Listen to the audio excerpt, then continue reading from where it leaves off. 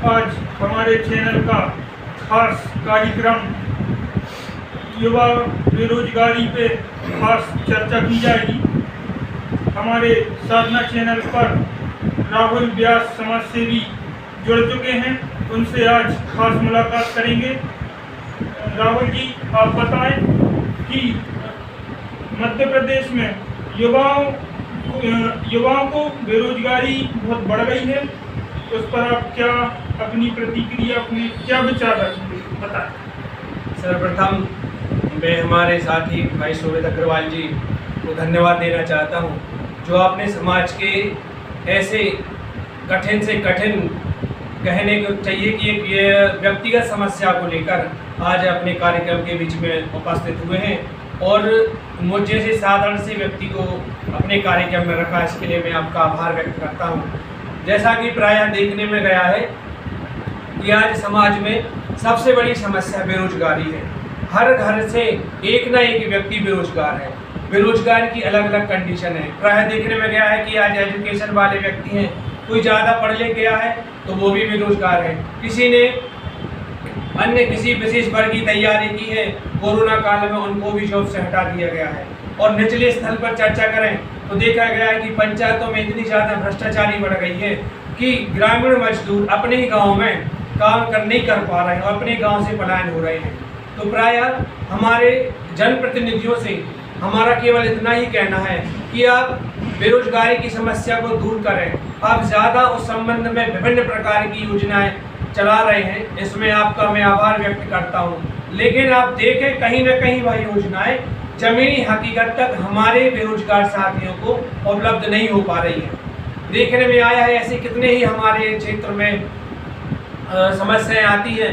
कई बार हमारे बेरोजगार साथी, युवा साथी बेरोजगार न मिलने के कारण से आत्महत्या कर लेते हैं। तो इस संबंध में हमारा तो सभी जनप्रतिनिधियों से यही कहना है कि निचले स्तर से लेकर पंचायत स्तर से लेकर आप हाईकमान तक युवाओं को जो रोजगार दें, उचित दें। उनके हाथ में, युवाओं के हाथ में व्यवस्था आनी चाहिए, क्योंकि पंचायत लेवल पर भी संपूर्ण व्यवस्था आनी चाहिए।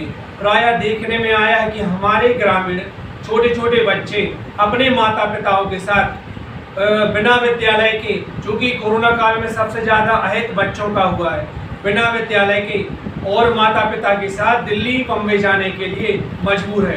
क्यों मजबूर है? इसका सीधा साधा उदाहरण है कि पंचायतों में देखा गया है कि जो वहाँ का मजदूर तबका वर्ग है, जेसीबी के द्वारा कार्य हो जाने के कारण हमारे जो ग्रामीण हैं, मजदूर हैं, वह परेशान हो रहे हैं। भ्रष्टाचार इतना चरम पर है पंचायतों में, इसकी लगातार शिकायत की जाती है, लेकिन अभी तक जो जांचें हैं कागजों पे अटक कर रह जाती हैं। इस पर आप क्या कहेंगे?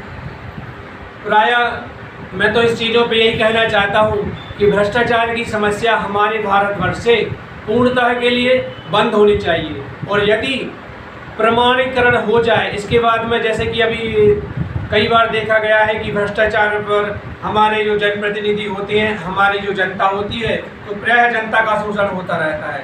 तो हमारा इस संबंध में सब यही कहना है कि यदि भ्रष्टाचार में संलिप्त व्यक्ति दोष उसके ऊपर कार्रवाई होती है तो उसको आजीवन कारावास एवं कम से कम 50 लाख रुपए का जुर्माना होना चाहिए, ताकि हमारे आने वाली नस्ल, आने वाले हमारे अतिथिगण, आने वाले हमारे जनप्रतिनिधि, आने वाले हमारे शासकीय कर्मचारी, या भ्रष्टाचार शासकीय कर्मचारी में नहीं होता। आज प्रायः देखा गया है कि विभिन्न हॉस्पिटल में विभिन्न प्रकार की जगहों पर भ्रष्टाचारी होती है, तो उसके लिए 50 लाख का जुर्माना, आजीवन उनके लिए सजा, और एक और प्रावधान होना चाहिए कि यदि उनके बच्चों को जो गवर्नमेंट जॉब का प्रावधान है उसको हटाकर किसी गरीब असहाय एजुकेटेड व्यक्ति को जो पढ़ने में संलग्न, उसको जॉब दी जाए।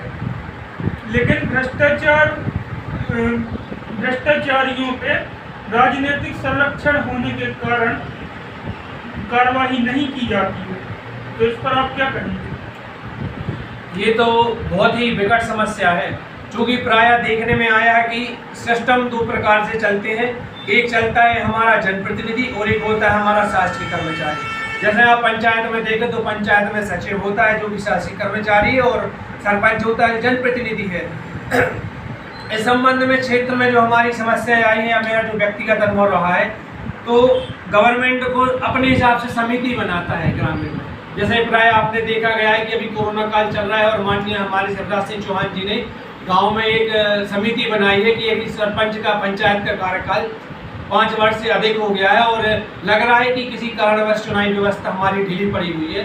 तो गांव में आप ऐसा करें, जनता को पंचायत में जोड़ दें और जो सामाजिक मुद्दा है, जो बैठक वगैरह होगी, उसमें जो जनता जो समस्या रखेगी और इसका निराकरण होगा।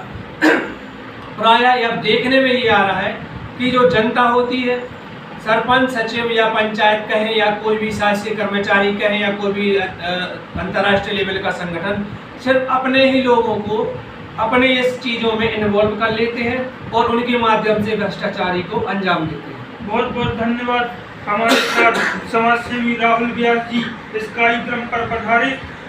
मैं शोभित अग्रवाल, साधना न्यूज़ से जिला ब्यूरो शोभित अग्रवाल।